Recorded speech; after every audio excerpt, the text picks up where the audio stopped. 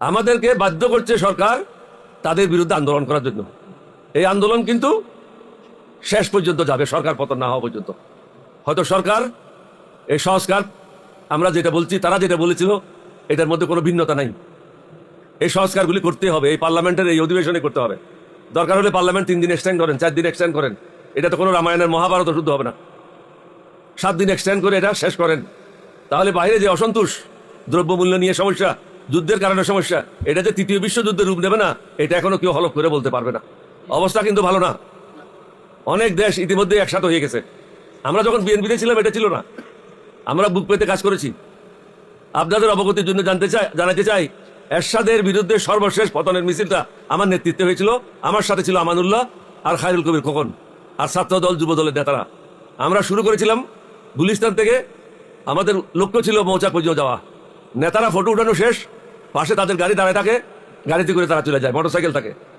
শেষ পর্যন্ত আমার মৌচাক পর্যন্ত ছিল ব্যারিস্টার রফিক, আর কেউ ছিল না। মৌচাকের পরে উনিও ছিলেন না, মৌচাকের পরে উনিও চলে গেলেন। আমি যখন পুলিশের পোস্টে উঠে দেখলাম 20,000-এর উপরে লোক আছে, তখন আমি চিন্তা করলাম আজকেই 144 দ্বারা ভঙ্গ করবো। নাও আর নেভার, হয়তো আজকে না হলে কখনো না। আমি আগে থাকলাম, আমানুল্লাহ আমানকে বললাম যে আমার পিছনে থাকো, খায়রুল কবির খোকনকে বললাম পিছনে থাকো, নেতারা গুলি আমার উপরে আসবে। এটা ভঙ্গ করে আমরা মেইন রোডে জোহরা মার্কেট পর্যন্ত গেলাম। যাওয়ার পথে অনেক বাধা বিঘ্ন হলো, আর্মিরা বন্দুক উঁচা করলো, তাদেরকে আমরা বললাম তোমরা বন্দুক নিচে করো, তোমাদের সাথে আমাদের কোনো ঝগড়া নাই। আমরা যে ঝগড়াগুলি করতেছি এগুলি তোমাদের জন্যই করতেছি, তোমাদের পরিবারের জন্যই করতেছি। তোমাদের পরিবার তো আমাদের সাথেই থাকে। তুমি হয়তো আর্মিতে আছো, তুমি হয়তো নেভিতে আছো, কিন্তু তোমার বাপ চাচা, তোমার পরিবার, তারা তো আমাদের সাথে কষ্ট পাচ্ছে। সুতরাং বন্দুক নিচে করো। ওখান থেকে যখন ফিরে যাব তখন চিন্তা করলাম যে আমার নিজের বাসায় যাওয়াটা ঠিক হবে না, গ্রেপ্তার করতে পারে। তখন আমি চলে গেলাম, আমার এখনো স্মরণ আছে, আগের সাবেক মন্ত্রী ক্যাপ্টেন নুরুলের বাসায়। উনি একসময় নেভির চিফ ছিলেন। ওনার ওখানে গিয়ে বলে কি খাবে, আমাদের একটা 7 আপ দেন, আমি একটু হাতটা ধুয়ে আসি। হাতটা ধুতে গেলাম, উনি বললে তাড়াতাড়ি আসো। তাহলে কি হয়েছে, ও যে এরশাদ পতন হয়ে গেছে, এরশাদ ক্ষমতা ছেড়ে দিছে, হাত ধোয়ার সুযোগ পায় নাই। তো আপনাদেরও কিরকম অবস্থা হবে এটা তো আপনারা অনুমান করতে পারেন। তখনকার অবস্থা আর এখনকার অবস্থা কিন্তু ভিন্ন। এখন আমাদের ছেলেরা কিভাবে জান দিতে হয়, কিভাবে শহীদ হইতে হয় সেটা শিখে গেছে। তখন কিন্তু আমরা যখন আন্দোলন করেছি তখন শহীদ হওয়া শিখে নাই, এখন কিন্তু জান দেওয়া শিখেছে। যেভাবে চাঁদাবাজি হচ্ছে অকল্পনীয়। আজকে পূর্বকোণে পত্রিকায় আপনারা দেখেন, আমার এলাকায় কোনো জমির মাটি রাখছে না, উপরের ভাগ ইট বানানোর জন্য নিয়ে যাচ্ছে। এই ধরনের ঘটনা পুরো বাংলাদেশে হচ্ছে।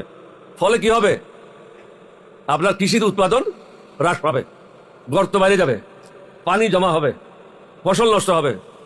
ইট বানানোর জন্য কত ক্ষতি হচ্ছে দেশের। অথচ ওখানে জনপ্রতিনিধিরা বলছে যে বা যারা করে তাদের ঘর ঠিকানা হবে পুলিশের কাছে। পুলিশের কাছে তো হচ্ছে না। তত্ত্বাবধায়ক সরকারের সময় ড্রাগ কিছু কমেছিল, ইয়াবা ট্যাবলেট, বাবা, ওটা আমাদের ওখানে বলে বাবা, ইয়াবা ট্যাবলেট। এখন ইয়াবা ট্যাবলেট জনপ্রতিনিধিরাই করছে, কারণ সোজা পয়সা কামানোর জন্য এর থেকে আর ভালো কোনো ব্যবস্থা নাই। রাতারাতি কোটি কোটি টাকা রোজগার করা। আপনারা হয়তো স্মরণ আছে, ওবায়দুল কাদের প্রতি মাসে 1-2 বার করে কক্সবাজার যাইতো। আপনারা মনে করতেছেন, তখন মনে করেছেন মন্ত্রী কতই না পরিশ্রমী, বারবার কক্সবাজার যায়। বেটা বারবার কক্সবাজার যাও কেন, রাজশাহী যাও না কেন, দিনাজপুর যাও না কেন? কক্সবাজার যাইতো বৌদির কাছ থেকে বস্তা ভরে ইয়াবা ট্যাবলেটগুলো আনার জন্য। এখন কিন্তু এটা পুনরায় শুরু হয়ে গেছে। আমাদেরকে বাধ্য করছে সরকার তাদের বিরুদ্ধে আন্দোলন করার জন্য। এই আন্দোলন কিন্তু শেষ পর্যন্ত যাবে, সরকার পতন না হওয়া পর্যন্ত। হয়তো সরকার এই সংস্কার, আমরা যেটা বলছি তারা যেটা বলেছিল, এটার মধ্যে কোনো ভিন্নতা নাই। এই সংস্কারগুলি করতে হবে, এই পার্লামেন্টের এই অধিবেশনে করতে হবে। দরকার হলে পার্লামেন্ট 3 দিন এক্সটেন্ড করেন, 4 দিন এক্সটেন্ড করেন, এটা তো কোনো রামায়ণের মহাভারত শুদ্ধ হবে না। 7 দিন এক্সটেন্ড করে এটা শেষ করেন। তাহলে বাইরে যে অসন্তোষ, দ্রব্যমূল্য নিয়ে সমস্যা, যুদ্ধের কারণে সমস্যা, এটা যে 3য় বিশ্বযুদ্ধের রূপ নেবে না, এটা এখনো কেউ হলফ করে বলতে পারবে না। অবস্থা কিন্তু ভালো না। অনেক দেশ ইতিমধ্যে একসাথে হয়ে গেছে।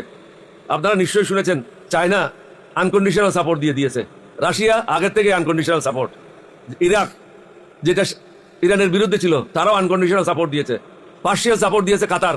অর্থাৎ মুসলিম দেশগুলি আস্তে আস্তে একসাথে হচ্ছে। হয়তো সৌদি আরবিয়া আসতেও পারে, নাও আসতে পারে, না আসলেও কিন্তু কোনো ক্ষতি নাই। ইরান হলো সবচেয়ে, আমাদের ইসলাম ধর্মের মধ্যে সবচেয়ে একটা সভ্য দেশ, প্রাচীন দেশ। তারা যোদ্ধা, তারা কখনো হার মানবে না, তারা শাহাদত বরণ করবে, কিন্তু কারো কাছে মাথা নত করবে না। এটা তারা দেখাই দিয়েছে। আমেরিকার মতো একটা পরাশক্তিকে নদীর মধ্যে হাবুডুবু খাওয়ার জন্য নামাই দিয়েছে। আপনাদের মাধ্যমে জাতিকেও এটা বলবো, আপনারা ঐক্যবদ্ধ হন। আমরা সরকারের কোনো অশুভ কামনা করি না। আমরা চাই জনগণের যেটা অধিকার, জনগণের যেটা সুবিধা হবে, দেশের জন্য যেটা ভালো হবে, এই সংস্কারগুলি যেন অনতিবিলম্বে সংসদে পাশ হয়। কি আগে হলো না পরে হলো এটাতে কিছু আসে যায় না। আমরা চাই সংস্কারগুলি পাশ হোক, দেশে স্বস্তি ফিরে আসুক। বিরোধী দল অযথা আপনাদের বিরুদ্ধে কোনো কিছু করবে না, বরং এগুলি পাশ হওয়ার পরে বিরোধী দলের সাথে একটা গোল টেবিল বৈঠক করেন, সবাইকে ডাকেন, অভিজ্ঞ লোকদেরকে ডাকেন। অর্থনৈতিক যে অবস্থা সৃষ্টি হবে বা হয়েছে, এটার থেকে কিভাবে বের হতে পারেন। টাকা ছাপাইয়ে তো কোনো কাজ করতে পারবেন না। টাকা ছাপাইয়ে ইনফ্লেশন বেড়ে যাবে, 10 টাকার জিনিস 50 টাকা হবে, এটা চালানো সম্ভব হবে না। যা হোক, আমি অনেক সময় নিলাম জোহরের নামাজের সময়। আপনাদের সবার কাছে সময় বেশি নেওয়ার জন্য ক্ষমা প্রার্থী। আল্লাহ করুক দেশটা সঠিক পথে চলুক, সরকারের শুভ বুদ্ধির উদয় হোক, দেশটা শান্তিতে থাকুক, আমরা সবাই শান্তিতে থাকি, এটাই কামনা করি। সব শেষে খেলাফত মজলিস, বাংলাদেশ খেলাফত মজলিস যে উদ্যোগ নিয়ে আমাদেরকে এখানে কথা বলার জন্য সুযোগ করে দিয়েছেন, ওনাদেরকে আমাদের সকলের পক্ষ থেকে আন্তরিক ধন্যবাদ জানাচ্ছি। বাংলাদেশ জিন্দাবাদ, 11 দলীয় জোট জিন্দাবাদ। আসসালামু আলাইকুম ওয়া রাহমাতুল্লাহি ওয়া বারাকাতুহু।